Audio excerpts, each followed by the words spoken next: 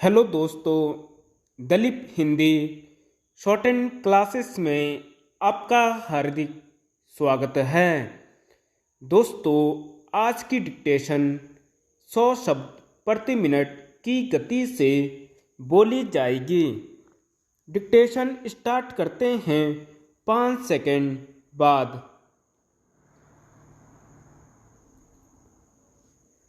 श्रीमान अध्यक्ष महोदय, एक ही समय में एक ही देश में अगर 2 या उससे अधिक कानून चले तो उसका नाम पाकिस्तान ही होना चाहिए।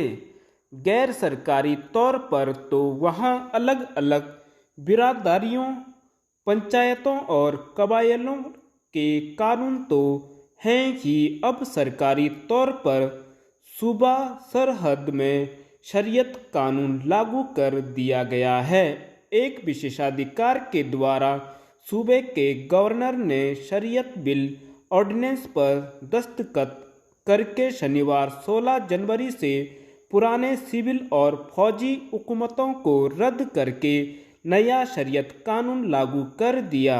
गवर्नर को यह ऑर्डिनेंस पास करने के लिए वजीरे आलम नवाज शरीफ ने हरी झंडी दिखाई।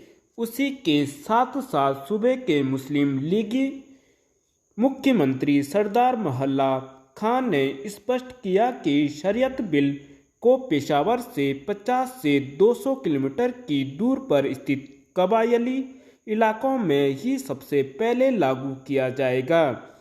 यह वह इलाके हैं जहां अफगानिस्तान के तालिबान का पहले से ही प्रभाव है। जाहिर है, नवाज शरीफ ने बिल को ऑर्डिनेंस का रूप देकर एक तीर से 2 शिकार किया। उन्होंने उपद्रवी पख्तूनों में अपनी साख भी जमाई और मुल्क के कट्टरपंथियों को संदेश भी दिया कि वह हर साल में बिल पास करके ही रहेंगे। अब इस बिल के द्वारा चोरी करने पर हाथ काटने की सजा, बलात्कार के लिए पत्थर से मारना इत्यादि का अमल होगा। इसके अलावा शरीयत बिल के और भी कई पहलू हैं जिनसे महिलाओं और गैर मुस्लिमों को तकलीफ पहुंचने का अंदेशा है। फिर भी सरकार ने यकीन दिलाया है कि किसी भी मासूम और बेकसूर को इससे कोई नुकसान नहीं पहुंचेगा। जबकि सच तो यह है कि अपना हित साधने और मतलब निकालने के लिए बड़े और धनवान गरीबों को शरीयत बिल से नुकसान पहुंचाते हैं। ईसाइयों के मामले में ऐसा हुआ भी है। पंजाब के गांव देहातों में थोड़े बहुत गरीब ईसाई वर्षों से आबाद हैं। अधिकतर वे बड़े जमींदारों और जागीरदारों की जमीन पर काम करते हैं। कभी कभी उनमें से कुछ कायदे कानून की बात करते हैं तो उन्हें मजहबी कानून, विशेषकर ईश निंदा कानून में फंसा दिया जाता है। पिछले 2-3 वर्षों में ऐसे कई वाक़ियात पेश आ चुके हैं।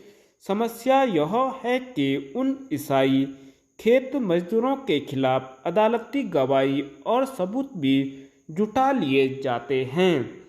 इस प्रकार जमींदार जागीरदार यह साबित करते हैं कि उनसे टकराना आसान नहीं और जो भी उनके विरोध में जाएगा उसका बुरा असर होगा। यह वो शरीयत बिल के आंशिक रूप के लागू होने का हाल है। अगर वाकई में शरीयत बिल लागू हो गया तो उसका उपयोग भी खतरनाक हद तक होने की संभावना है। संयोग की बात है कि सूबा सरहद में अल्पसंख्यक नहीं के बराबर हैं। कबायली इलाकों में तो बिल्कुल नहीं। लेकिन सवाल यह है कि आखिर सूबा सरहद और खासकर अफगानिस्तान से लगे कबायली इलाके में ही यह ऑर्डिनेंस क्यों लागू किया गया? सच तो यह है कि पिछले कई वर्षों से उन इलाके में संपूर्ण शरीयत बिल को लागू करने पर जबरदस्त आंदोलन चल रहा है। 1992 और फिर 1996 में तो कई कबीलों ने शरीयत बिल को लागू करने की मांग की है। धन्यवाद।